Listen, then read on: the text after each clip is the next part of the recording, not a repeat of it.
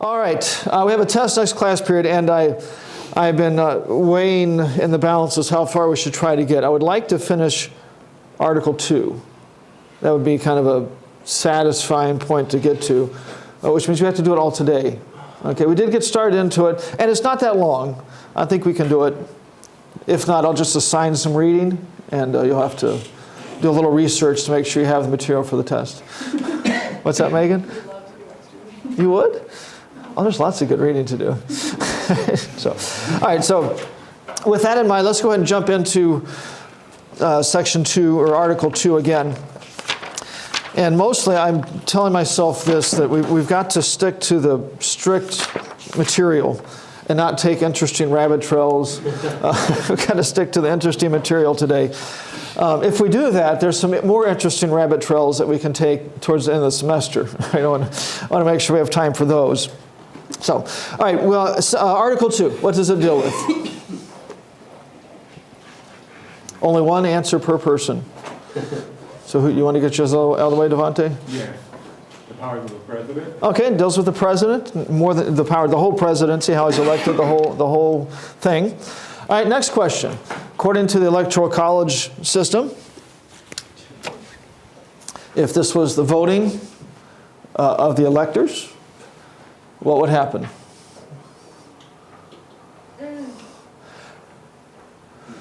First of all, I'd have to count the votes. There's 16 votes cast. So how many electors are there?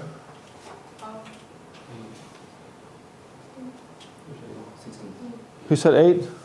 8. Each of them cast 2. So we had 8 people casting votes here. What would happen here? Sarah had her hand up. I'll let you go if you want. Okay. There's a vote between Armacost and Dameron To see who would be president. Okay, the Constitution says if there's more than 2 that have a majority of the number of electors, right, there's 8 electors, we have 2 people with 5, so we would pick immediately right then. Who is the we, I guess, not we.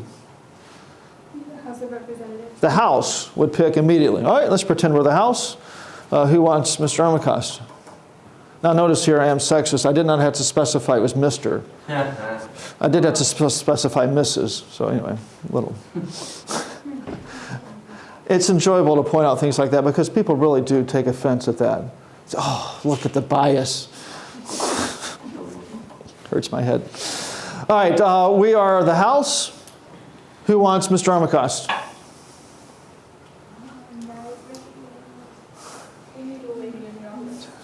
11. Who wants Mrs. Dameron? She can be pretty hard-nosed. All right, Mr. Armacost, just one. All right, Mr. Armacost for president. Yeah. All right, who becomes vice president? Mrs. Dameron. All right, once Mr. Armacost is out, it goes to the next person with the highest number of votes. If they have a majority, they win, and we're done. What if there wasn't somebody else that had a majority, or there was a tie? Maybe there's 2 people with 4 or something like that. Close, there would be a vote. But who would do the voting this time? Committee? No. No. Wasn't this last class period? The Senate would vote. All right, the House votes for the president, the Senate votes for the vice president. Okay, this is the way it was intentionally or originally set up, to where the states would choose these electors, and there's nothing in the Constitution that specifies how the states do that. All of them today do it by a popular election, which isn't necessarily horrible, but it's up to the states completely to choose that. Once those electors are chosen, they meet at a later time and cast their votes for president, and those are the votes that count. So next fall, when you're watching the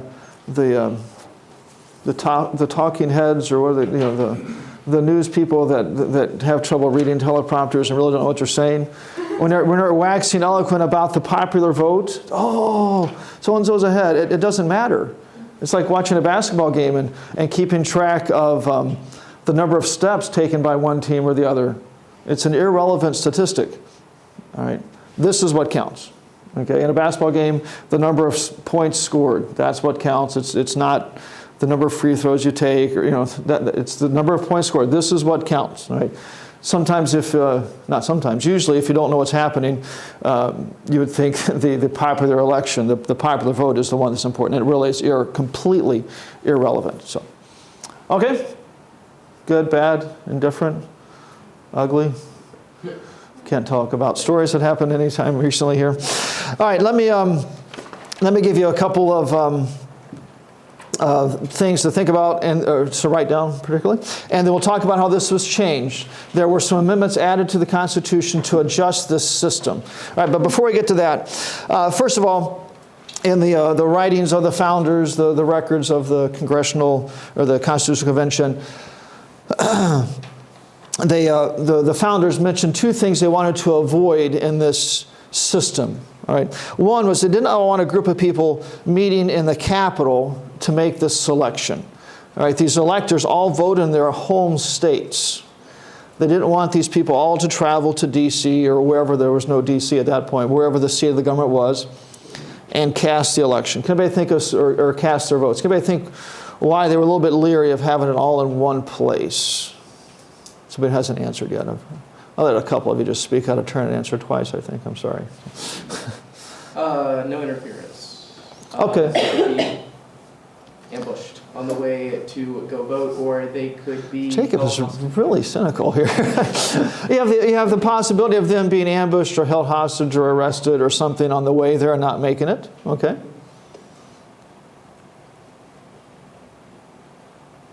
If you have all the electors in one place and you have a big bag of money and want to affect the way the election goes, what does it make it easier to do if we have them all together in the same place? Yeah, makes it much easier for corruption, makes it much easier if there's some foreign nation that wants to influence what happens to come in and, just mention subtle things about, it'd be terrible if your child's school blew up today, wouldn't it? Just a little comment.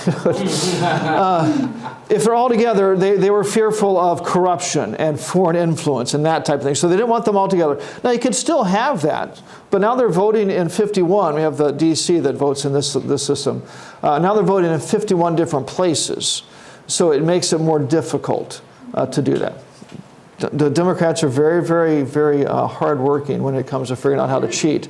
Now, if you ask them to work at a job, that's different. But if you ask them to figure out a way to cheat, they will be all over it. But they were fearful of that. And then the other thing they did not want for sure was a direct popular vote. They didn't want it to just be the whole country votes, and whoever gets the most votes wins.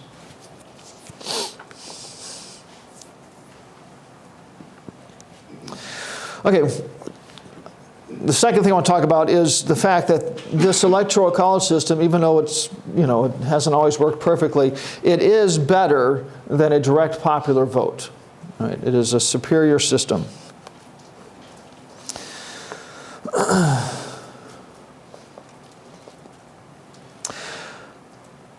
right, I was going to ask, can anybody think of some reasons? But let me give them to you to save time. All right, first one is it creates a system of 51 different elections, basically. We have Indiana having an election to decide who Indiana is going to pick for president. And we have Illinois having an election to see who's going to be their selection for president. And the two have nothing to do with each other, other than they take place on the same day. So if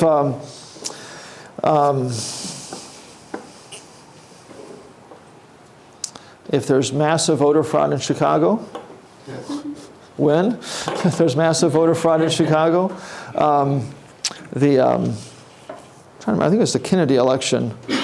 Historians have looked back, and it was a very close election, and Illinois was very tight, and there was enough fraud in Chicago that very likely that tipped the scale. But that if there was massive voter fraud in Chicago, if we had something crazy like has happened in cities where there are more votes cast than voters, and it's allowed to go through as fine and legitimate, massive voter fraud. It only affects Illinois. Right? Illinois could vote every single vote for the Democratic candidate, not one for the Republican candidate, and Indiana still is a completely separate election. Okay, so it sets up 51 completely independent elections so that if there is some sort of corruption or fraud in some state, it only affects that state. Us in Indiana, if you vote here, I am a little concerned about what happens in Illinois, but it does not affect our selection for president. Okay, so it disperses that power. If you think of the difficulty then of trying to steal the election, you'd have to either go to every state or somehow guess ahead of time which states are going to be super close and be stealing votes in those states. It makes it tougher. Again, it doesn't mean that it's not attempted, right? But it makes it tougher to do that.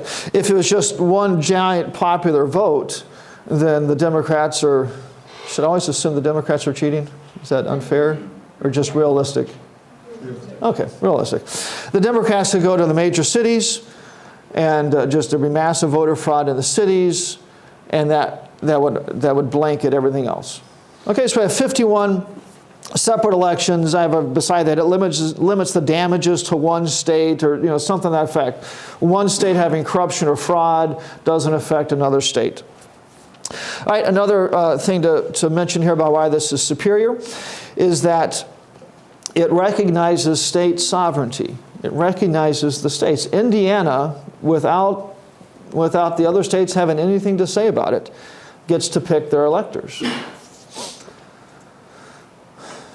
If we wipe this thing out and just go straight to a popular vote like has been called for, it wipes that away. Indiana doesn't get to pick their own electors. They're just thrown in this big pool with everybody else.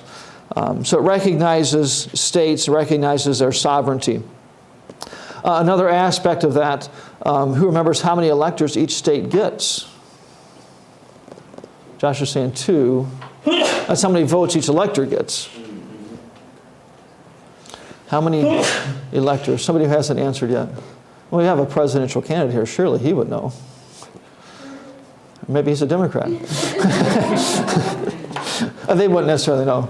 I don't know if you guys hear commercials for Willie Wilson. I just, on 560, he has little like 10-second commercials, and I'm Willie Wilson, I'm running for president, and I'm going to fight for economic empowerment. And that's the whole commercial. And I'm really wondering, what exactly is economic empowerment? Does that mean I get to reach into your pocket and take your money and I keep it? Or what? I don't know what we're talking about. So, I mean, it could be that type of Democrat we're talking about with Shem. Is it talking about, what was the question again? This is what I told myself not to do. How many votes or how many electors does each state get? Oh, okay. Is it based off of the population? Like Partly. how many people are in the Partly. Josh, want to amend your answer? Yes. Is it however many congressmen they have? Yeah, it's their total delegation to Congress. Number of people in the House, number of people in the Senate. So the House is based straight on population. The Senate is 2 per state. Okay. So even there we have the recognition of states and their sovereignty, and some of the small states actually have more sway in this than they would if we just looked at their population. There are states with 1 member of the House and 2 senators. So they would be completely insignificant. There's a video at Schoology. Anybody ever look at the resources under our class? Anyway. There's 2 videos there. One is just kind of explaining the Electoral College system, and the other is explaining what's called the National Popular Vote Movement. But anyway, I just was rewatching the one, and West Virginia, when Bush won, I think his first election, it had been Democratic. There was only 4 electors there, 2 congressmen and 2 senators. But those 4 are what made the difference. They had gone Democratic, and they went for Bush that year. All right, if he hadn't gotten those 4 electors, it wouldn't have mattered what happened in Florida. He was making the point that this gives more authority to the states than they would have if we just looked straight at population. If it was just straight population, the candidates would go to California, Texas, the major cities, and we would be flyover country, as they talk about. Just they would fly across us back and forth, and it completely ignores. And there'd be nothing we could do about it. So it recognizes states' sovereignty is the point there. So we have the completely separate elections. We have it recognizes state sovereignty. And then one more thing to mention, it balances the independence of the states and the people of the country, the population. We have both of those recognized in the system. We have states that have their own sovereignty and authority. And we also have populations. It does recognize the fact that Texas is a whole lot bigger than North Dakota or something like that. We have both of those recognized. So, all right, last thing to mention here, this isn't a list or reasons why it's better, but there has been a movement. One of those videos on in our resources talks about the national popular vote movement. And what some liberals are trying to do is get states to give their electors to whoever wins the national popular vote. Okay, right now, Indiana's electors go to whoever wins the vote in Indiana. They want to have it to where the state would have to give their electors to whoever wins the national vote. And they use the example of California's electors would have gone to Bush. Which is strange to think about, but because Bush won the popular election. All right, so anyway, there's a push in that direction, which would completely undermine the whole point of this electoral college system. It would basically turn it back into just a straight popular election with these kind of electors running interference in between, but really not changing anything. So it would do great damage to it. Okay, so the electoral college system, a vastly superior system than a straight popular vote. Something our founders were very scared of. Just pure democracy in general, they were very scared of that thing, and very justly so. Isn't that how Greece was? They were pretty much pure democracy. Athens, yeah.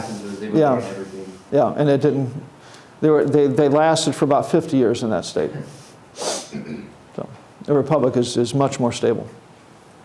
Okay, so the electoral college system, you might look at it and think it's confusing and but it is good.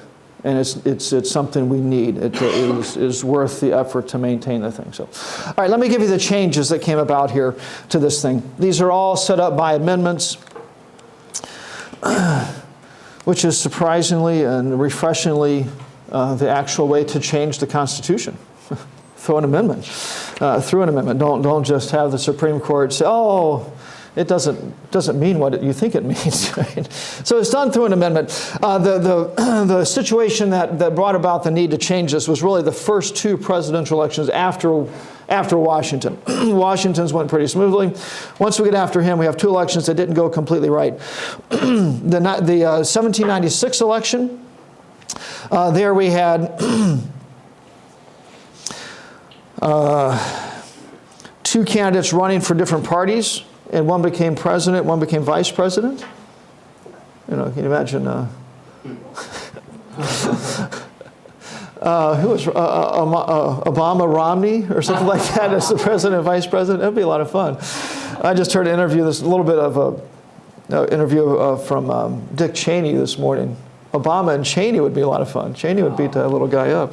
But anyway, we had the president and vice president from two different parties, which this system does not recognize any type of party system. It was something Washington warned us against. We didn't listen very good. So we have that in 96. In 1800, we have the two Republican candidates for president. I'm sorry, the two Republican candidates, one was wanting to be president, one was wanting to be vice president. They tied in this voting. And it took 73 votes in the House to figure out who was going to be the president. All right, so that didn't go exactly the way it was planned. So anyway, out of that, we get an amendment to the Constitution in 1804. We're not going to read the whole thing. I mean, it's almost 2 full pages in my little book here, all of this. You might think, wow, what in the world has to change? Basically, what this did was it said that the electors, when they vote, they pick one vote for president, and one vote is for the vice president. They specified, I want Obama to be president, Joe Biden to be vice president. I don't want that, but you have to specify. Okay. Okay, and then the rest of this thing, you might think, well, that's a whole lot of words to make that change. You got to factor in, we're talking about the government. Okay, if you ever want to come up with a confusing way to do something, have the government state it. There's some, I don't know if it's still in the, I think it was the Becca grammar book in high school where they talked about jargon and gobbledygook. Mm-hmm. And they have a quote there from Great Britain during World War II about turning your lights off at night. You know, extinguish all sources of illumination if possible, and if you can't do that, then, you know, basically it's turn the lights off or cover the windows, but it's this paragraph long that you're scratching your head. And so, anyway, the rest of it It is government speak, but it changes the way the counting is done. No longer can we have two people that have a majority of the electors, because everybody's going to pick one vote for president. All right, so it kind of rewords the way the voting is done. So we're going to have everybody vote once for president, and it says if somebody has a majority, they win. All right, there can't be two with a majority anymore. And if there's not two with a majority, then it sets up how the voting is done. It still goes to the House and all of that. So it has to rework that whole process. And if we ever get to that point where it's voting in the House, please pick this up and read through it. Okay, it's never happened other than way back here. Oh wait, did it happen? Thinking in.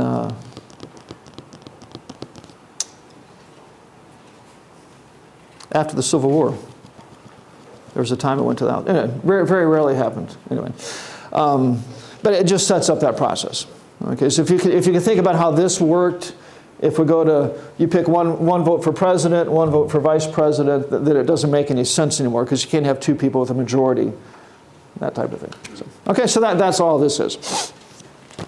All right, so that was the change that was made to it to address some of the problems. It still doesn't explicitly mandate that you pick the president and vice president from the same political party or anything like that, but at least does bring that up. Okay, questions about the Electoral College system?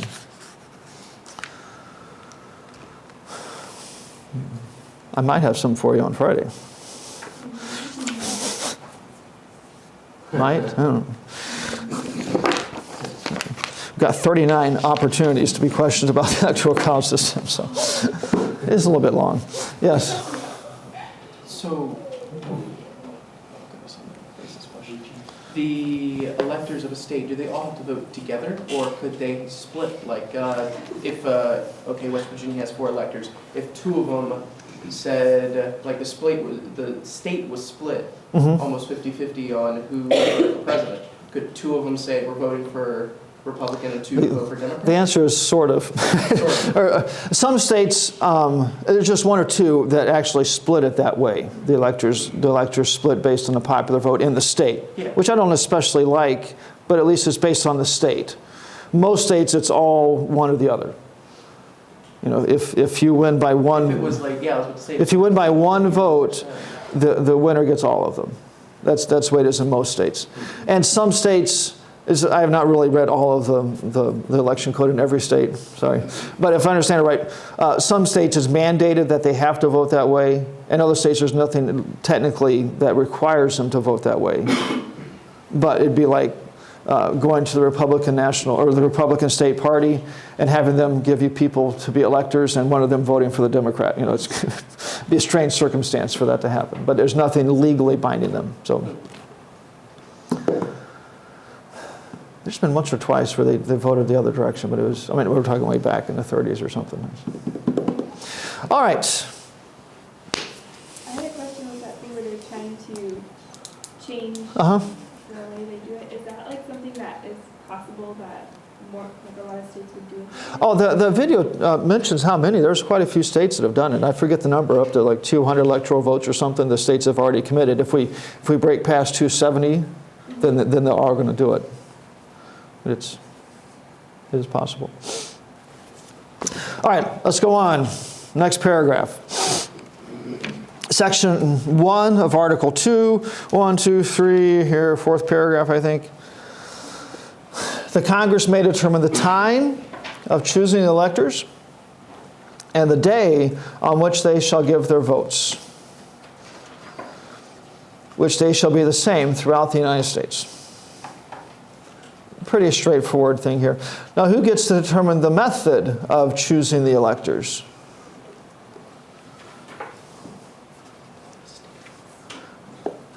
Jacob is whispering the states. Anybody want to raise their hand and trust Jacob? Get your answer in.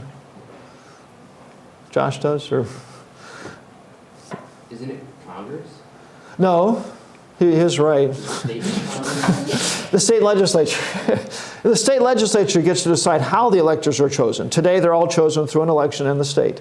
All right, here it says Congress can pick the time that selection is taken. You know, the time of the election. Next fall, the election takes place in November, the first Tuesday after the first Monday in November. That's mandated by Congress, which is within their authority. And then the second part, and the day on which the electors give their vote. So next November, we will all go vote, and we'll be choosing electors. They will all cast their votes on a particular day. This voting will get done on a particular day. It's in the first part of December. You have to really be paying attention to the news. They'll talk about it usually at some point. Oh, it's official. The electors have cast their votes or something like that. But that has to take place on the first day. And it's got to be the same throughout the United States. There's not a whole lot of controversy here in this one. But it is interesting. They said the time of choosing the electors, which then opens up the opportunity for kind of a window of time. Someplace, from Labor Day to Thanksgiving, kind of a window. But the electors have to vote on the same day. Very, very, very specific there. Can we think why we wouldn't want the electors voting on different days? Think of the primary system for president. Maybe it'll help us. The first states that vote, if word leaks out how they went, it's going to affect the other states after that. So they all have to do it the same day. Exact same day. So, okay, today with the internet and everything else, it'd still be possible for that news to spread. But at this point, it'd been very difficult. So.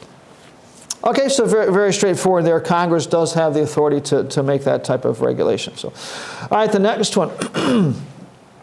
We have to cross Shim's name off because of this one. Sorry, Shim. No person. Maybe that's the problem. Oh, wait. We already said that the Constitution doesn't recognize black people as property. So if he was a Siamese conjoined twin, he'd be a full person? I'll leave that one alone. All right, here we have the qualifications to be president. All right, first one, no person except a natural-born citizen or a citizen at the time of the United States at the time of the adoption of this Constitution. Okay, so natural born. There's nobody still alive that was here when the Constitution was adopted. But a whole lot of people were at that point. Washington, without that phrase, would not be qualified to be president because it wasn't naturally born a citizen of the United States under the Constitution. So basically, a natural born. You have to be born as a citizen. You can't have been born as a English citizen and move to America at 5 and your parents go through the process to make you a citizen. You have to be born a citizen. So, which I don't think is especially bad if you think of the power that the presidency has. It is an extremely important position. So natural born. All right, it goes on, you shall be eligible to the office of president. Neither shall any person be eligible to that office who shall not have attained to the age of 35 years. She got to be 35. Is that also Bar Shem? You 35 yet? Now, if we take him as just a piece of property, I think at 25 you become an antique. All right, so 35, and the last part, been 14 years a resident within the United States. Have to actually have lived in the United States for 14 years. You couldn't have been, I don't know, we can make fun of Josh now. He was born a U.S. citizen, I think. Were you born in the States or? Saudi Arabia. Okay, which is fine. You're born a U.S. citizen. So, but if you lived in Saudi Arabia your whole life, you would not be eligible to be president. You'd have to move back and actually live in the States for 14 years.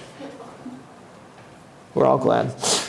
Are you actually qualified at this point? You're not old enough, but you probably don't have the 14 years in the States. Probably not. Okay. What if it's true Muslim? What if it's American territory overseas and they're living there? Doesn't that still? Because what's his name lived in? What's that canal? Like a U.S. consulate or the Panama Canal Zone or something. I think that would count. Not John Kerry. Who's the guy that can't lift his arms up this high?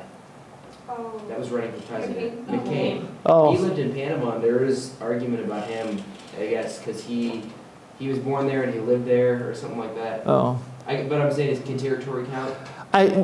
Yes, as far as I know. Especially Puerto Rico and some of those places I'm pretty sure would count. And I think even a U.S. consulate would count. Mm-hmm. So and that actually would be an interesting, if there's somebody who had to count time living on a military base overseas or something, this is 14 years, it would be an interesting legal argument. The Democrats would be all for it if it's a Democratic candidate. They'd be all against it. If, of course, either party would be for or against it, depending on which party had it. So what happened with Obama? He was born in Hawaii, he says, right? He's in Hawaii, you can't get it. But There's a city called Hawaii. we don't know, and at this point, it doesn't matter. He's been president. It doesn't matter. So it would be interesting. If it did come out, there was somehow some definitive proof that the liberals couldn't lie about, which I can't envision that. It would bring up a question about all the things he's done as president. If he wasn't a natural-born citizen, all the bills he signed, all the executive orders, would they all of a sudden become invalid?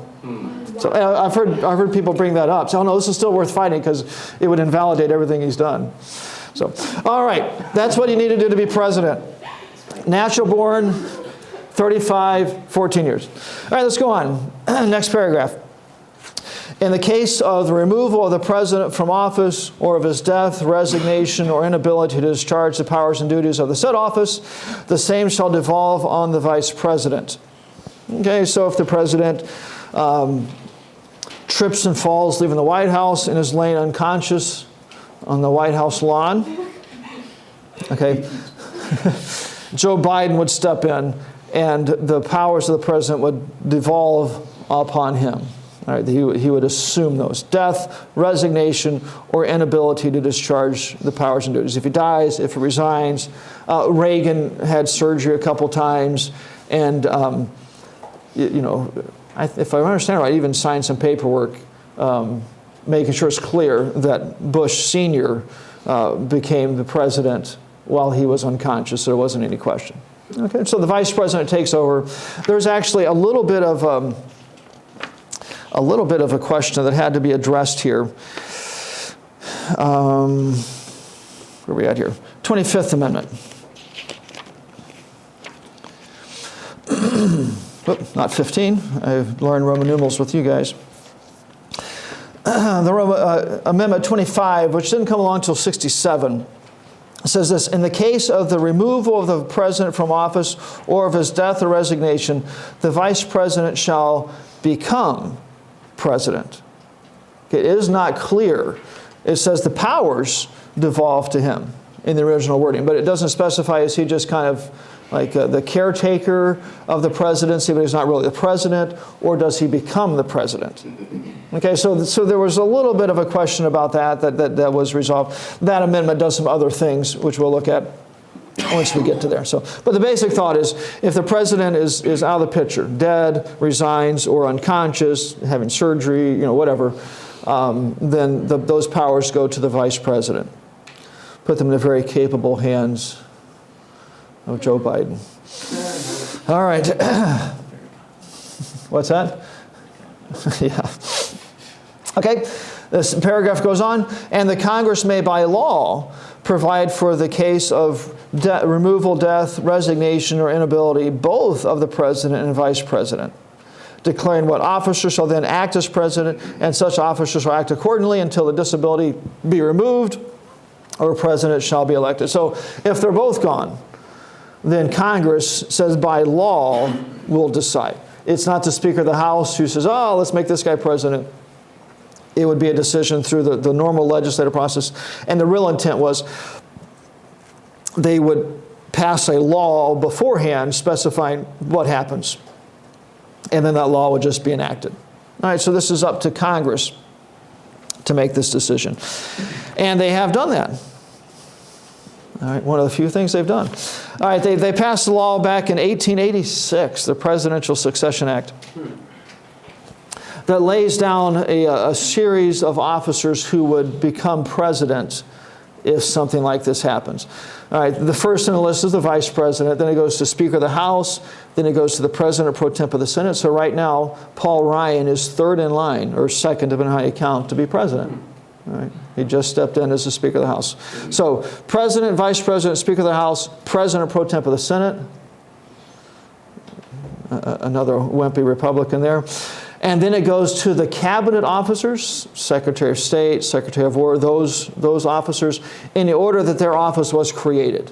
Right, so way at the bottom of the list is the Secretary of Homeland Security that was just created recently, but that whole list. And if we ever have some disaster where all those people are dead at the same time, it's not going to matter, right? It will not matter that we don't have any more on the list. So, at events like the State of the Union address, where pretty much all those people are there, the vice president typically never attends. He's always in some undisclosed location far away, just in case, all right?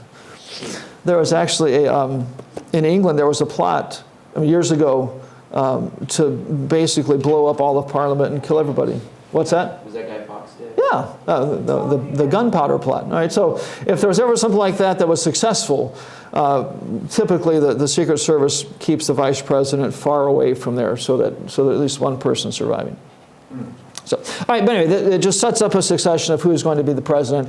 If we really do have something where both the president and vice president die or something like that, that would be some national crisis, and we do not want to have at that point some big court battle about who's going to be the president. We do want this clear about who's going to take over, and there is a law to make it clear.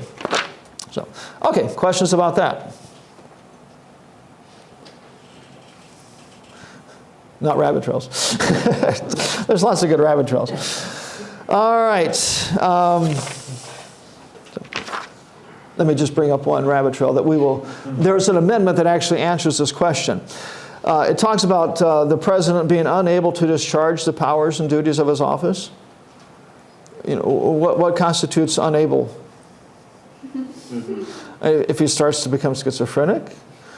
Does he have to actually acknowledge that he can't do the jobs? What if he falls and bumps his head and is unconscious and can't say, I can't do the job anymore? There are some questions there. And there is the same amendment that says the vice president becomes the president lays out a scheme to where if something like that happens, there's some method to answer those questions. So, all right, the next paragraph. What number is this? 7? The president shall at stated times receive for his services a compensation, which shall neither be increased nor diminished during the period for which he shall have been elected. Okay, so the president gets paid, and Congress can't raise or lower it. Can anybody think why raise or lower it? The current Congress would never use this power. They already gave it away for 2 years. It would give Congress the ability to hang a bribe. Hey, you want a pay raise? Or we're going to cut your pay. It would unduly influence them. It's to make sure we actually have two legitimately separate branches of government. So it gets paid at stated times as particular times. Again, you've got to be evil like Jacob and think, you know what? Yeah, we're going to pay you in the first full moon in 2065 or something like that. That's when we're going to pay. At stated times, it's kind of these regular intervals getting paid, and it can't be raised or lowered. So, okay, it goes on, and he shall not receive within that period any other emolument from the United States or any of them. That emolument is another fancy word for pay. Can't be paid by any state. It's kind of a broader term so that if some other state's giving you something and they say, oh, this isn't your paycheck, this is whatever.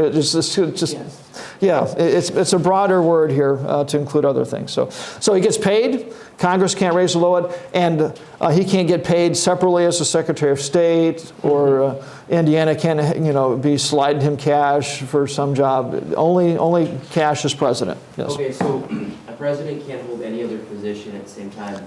How about private enterprise ventures? Can they hold those at the same time? Oh, like owning stock in a company, or if Trump becomes president, I mean, he owns. Yeah, well, this just says from the United States or any of them. It'd be other government jobs, so that would be fine. So Obama could start up a restaurant, and he could. He could let Michelle pick the menu. But he could do that and run that as much as he wanted to. Yeah. Oh. Secret Service turns into waiters. Yeah. Wow. So it's never happened. And typically the president's pretty busy, so he doesn't really have time to meddle with it. So there's been another Joe Biden, give him something to do. There was a legitimate question that came up with Reagan. He had been governor of California and was retired and getting his pension. All right. And it actually went to the courts, and the courts said this isn't really the state of California paying him, this is his pension. So that was allowed to be fine. So, but the basic thought is pretty simple. All right, the last paragraph here in section 1. Before he enter on the execution of his office, I think Obama has given a whole new term and definition to execution of the office. Right. Before he becomes president, he shall take the following oath or affirmation. Anybody know why we have the oath or affirmation there? It shows up a couple times in the Constitution. It's really more a semantics thing. Just to say he'll follow the Constitution and uphold it. Okay, that's true, but why can he choose whether it's an oath or an affirmation? He could say, I do solemnly affirm, instead of I solemnly swear. Some religions don't allow you to make an oath. Yes. Some people felt it was morally wrong, somehow violated the scriptures to take an oath. So they're allowed to affirm. I'm really not sure exactly the strict difference between the two. But that's why it says oath or affirm, so that you have some moral objection to taking an oath, then you could just affirm. So, and Mary hit it on the nail on the head, that the president has to swear to uphold the Constitution. I do solemnly swear that I will faithfully execute the office of the President of the United States and will, to the best of my ability, preserve, protect, and defend the Constitution of the United States. So I guess if the current president claims he fulfilled his oath of office, he would be admitting that he has very little ability, right, because he has not preserved, protected, and defended the Constitution very well. So, okay, very standard thing. If you've ever watched the inaugurations, the president will give that, with one extra thing. They take the oath on the Bible, and one other extra thing. So help me God. So help me God. Washington added that after his swearing in, and that's been precedent ever since that point. So it's not a constitutional requirement, but it is tradition.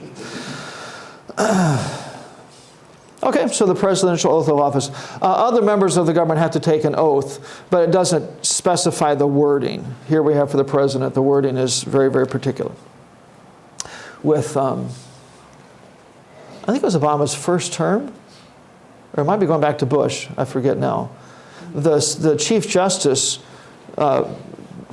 switched 2 words or something. It was Obama. Was it Obama? So just to make sure there wasn't any questions, he later the next day in private, he redid the oath of office because he hadn't actually said the words right here. Which, so, which on one hand, you think, oh, that's kind of stupid, but we do want to be particular. I always think it was a wise thing to do. I'm sure it wasn't his idea. It's a wise thing to do. So. All right, let's go on here. Section 2. There's only 4. But once we get through section 2, we're basically done. All right, here we have things the president can do, some of the powers and things that he has. The president shall be commander-in-chief of the Army and Navy of the United States. That's pretty straightforward. And it goes on there, and of the militia of the several states when called into actual service of the United States. So when our National Guard is called into service and is in Iraq or Afghanistan or something, they fall under the authority of the president directly. No longer do they answer to the state authorities, directly under the president, which makes sense. I think I mentioned before when we talked about Congress declaring war, there is the gray area of how much can the president do as commander-in-chief before there's a requirement of a declaration of war. And as far as I know, the current law is he's got 60 days. The War Powers Resolution of 1973 gives him a 60-day window that he can move troops in and do things, do warlike activity basically, without congressional approval. If it's going to spill past that, then it requires congressional approval. But anyway, there's a legitimate gray area that they have to hash out the boundary in there. So I guess airstrikes don't count as war? Well, as long as it's within, are we talking about in Iraq or Afghanistan or something? I mean, we were bombing Libya, and we weren't at war with Libya. Yeah, well, as long as that's within that 60 days. If the president can't, on his own, bomb them for 3 years, that would require Congress. But he can bomb them without asking Congress at all. Reagan did it in Grenada. He didn't consult Congress at all. Is it 60 days continuously, and then this might be a little quick thing, and then stop it for a day, and then restart for 6 days. I stopped at the Yeah, I don't know the particulars of it, but there's probably something that addresses exactly what is 60 days, so. All right, but anyway, the basic thought is pretty straightforward. A lot of this is very straightforward, the basic thought. Once you think about some of those boundaries, there is some legitimate questions, and that's what we have Congress and the President for and courts for, to hash out those things. So legitimate questions, but the basic thought is very, very straightforward. All right, the next point might seem strange. He may require the opinion in writing of the principal officer in each of the executive departments upon any subject relating to the duties of their respective officers. So the President can go to the Secretary of State and say, I want in writing your opinion about the situation in Libya. Your opinion, investigate it. I want in writing what you think happened to the airliner in Egypt. All right, it can require that in writing.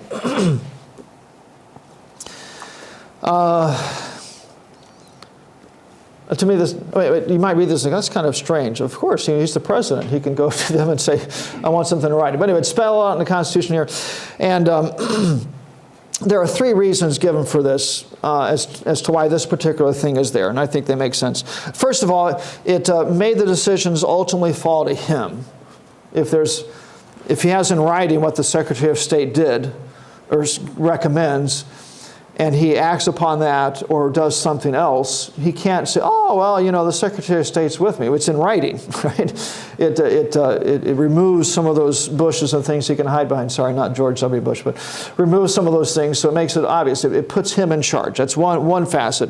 All right, another facet is the founders did not want this office of the presidency to turn into a committee of people. They wanted to make sure it was a president making the decisions. He was the one that had the authority to tell the others what to do. So to make sure it wasn't a committee. And then the third thing was they wanted to make sure the president had leeway about how to handle this thing. He's the president. Does he want to have daily meetings with his entire cabinet? Does he want to just have them every month, send him a 1-page summary of their advice to him about their particular area?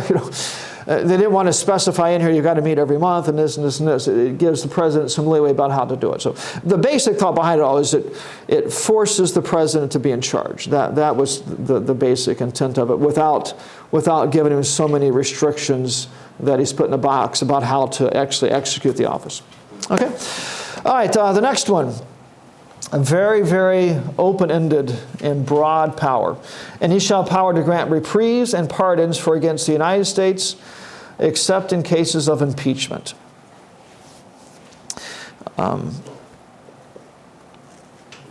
It's almost completely unrestricted. All right, he can grant pardons and reprieves. The only restrictions are it has to be a crime against the United States, a federal crime. And he can't pardon for an impeachment. Beyond that, he could,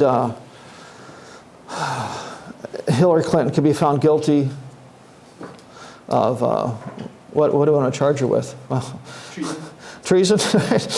Whatever crime. She could be sentenced, she could be in jail, there could be a videotape, there could be eyewitness, everything. Guilty as sin, or whatever phrase. Guilty as Hillary. That works. And the president can just let her free. And there's no recourse anywhere. No recourse whatsoever. All right.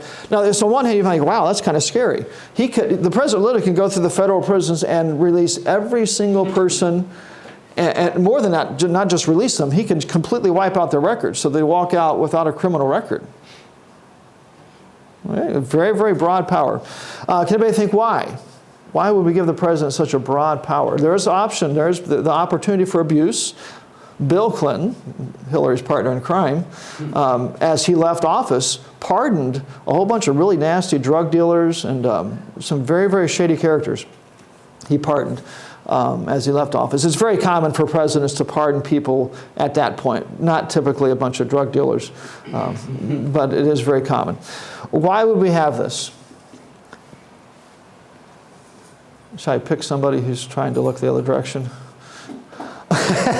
All of a sudden you had to scratch your head. Any idea? Nothing going on in that head? Oh, there's something. Has nothing to do with the Constitution. So, all right, we do have to move on. Josh, what do you think? Is it just kind of like as a final check and balance? Yes, that's exactly it. It's a check on the judiciary. Wow, Josh, impressive. Right? If the courts go crazy, and this isn't real far-fetched, start throwing Baptists in jail because we think homosexuality is a sin against God. Right? Obama's not going to pardon this, right? But another president could. Just, if this is stupid, you guys all go free. All right, it's kind of an ultimate check against a runaway judiciary. They can convict everybody but that they want to, and the president can just doesn't have to state a reason. You can just say, you're gone. The whole record's gone. Okay, so very, very open-ended. But intentionally that way. So, all right, let me do two things here. First of all, give you a list of some reasons for this, and I think we just hit upon the most important one, to check on the judiciary. These are reasons given at the time of the Constitution being written for this very open-ended power. So let me just list them for you quickly. Check on the judiciary. Another one is to temper justice with mercy. The court system is not supposed to be merciful. They're supposed to follow the law. It's not the judge's decision to say, well, I really like you, we're going to set you free. But it gives the president that ability. If there is somebody where legally he's guilty and he really has made some changes or reforms. Anyway, it allows for mercy. Okay, another possibility is allows for justice if there's new information that comes out after the trial. Now, there could be another trial and, a whole bunch of headache there. The president could just say, you know what, this is enough. You can go free. And a fourth one is to help ensure peace and tranquility. Right?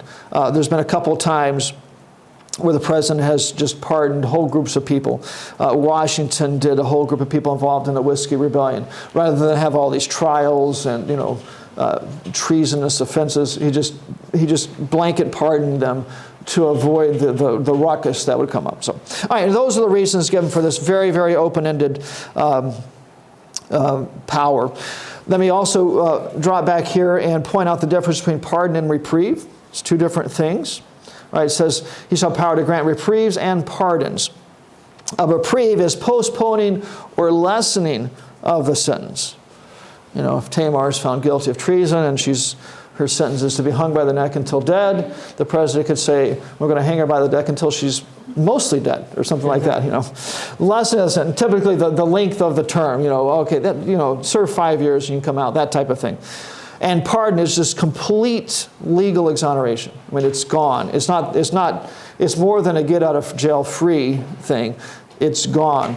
You go to apply for a job, you have no criminal record. It's gone. Pardoned. Devontae got all excited. Maybe I need one of these things. All right, I'm getting worried about this. Next paragraph. Not him, getting through this. He shall have power by and with the advice and consent of the Senate to make treaties, provided 2/3 of the senators present concur. So here we have the president makes the treaties, and the Senate has the opportunity to approve these things. And it does require 2/3, a significantly higher majority than was needed to pass laws. It was just more than half. Here it requires 2/3 to do this. All right, the basic thought here again is very simple. The president and the Senate have to work together. There are some questions that arise out of this, and let me just, for time's sake, list them for you. All right, the first one. The first question is, does this include every agreement with a foreign country? All right. And the answer is no, and not just because the courts have twisted things. We even look back under things states can't do. It says they can't enter into an agreement or compact with a foreign power, and lists treaties as a separate thing. So even in the Constitution we have this recognition that there are different types of agreements. So it does not necessarily include all of those. Minor little things can be, things like the Iran deal shouldn't be. I just heard this morning of Obama wanting to do some sort of greenhouse gas deal with the UN and just call it an executive agreement rather than a treaty. All right, it can be abused, but there's some leeway here for the president to make small personal arrangements. So that's one question. All right, the second question is how should they work together? All right, it just says that the Senate has to agree. Today, we pretty much know, if you pay attention, the president, or at least the executive branch, goes and negotiates the treaties, and he brings them back to the Senate for their approval. But that's not specified here. All right. It says, by and with the advice and consent of the Senate. I mean, it could be that they travel together to make the treaty. Washington actually tried to go that route with the treaty. He went to the Senate, was trying to say, all right, guys, give me some advice. What do you think about this? But they never cooperated. So he finally said, forget it, and went and made the treaty and just sent them the treaty for their approval. And that's the way it's worked out ever since. So it's not specified exactly how that's supposed to operate, but we do need the 2/3. With this Iran deal, those Republicans who talk about fighting so hard, before the deal was passed, what they said was they passed a bill that I think had this 2/3 majority that said unless we can get 2/3 of Congress, it would require 2/3 of Congress to stop it once it's agreed to. Obama goes and gets it signed, it comes back, and if they can't get to 2/3 majority, then it passes automatically. I mean, they completely turned this on its head. All right. So again, next time John Boehner's being interviewed about how much he fought the Democrats, he was involved in that. So, all right. So it's not specified how the two cooperate and work together. Third question is, does the Senate have to approve the termination of the treaty? Can the president just arbitrarily terminate it? Or does he have to go back to the Senate to approve it? The usual practice is no, the Senate does not have to approve it. The president can break it for the same basic reasons that he can fire a cabinet member without Senate approval. The Senate has to approve them taking their jobs, but he can fire them without any records. And then the fourth question that comes up is, are there limits? You know what? It just says treaties. Are there limits? And there's really nothing specified here other than the Senate has to agree to it. When are we going to finish section 2? All right, this is a very awkward place to stop, but I think we have to stop right there.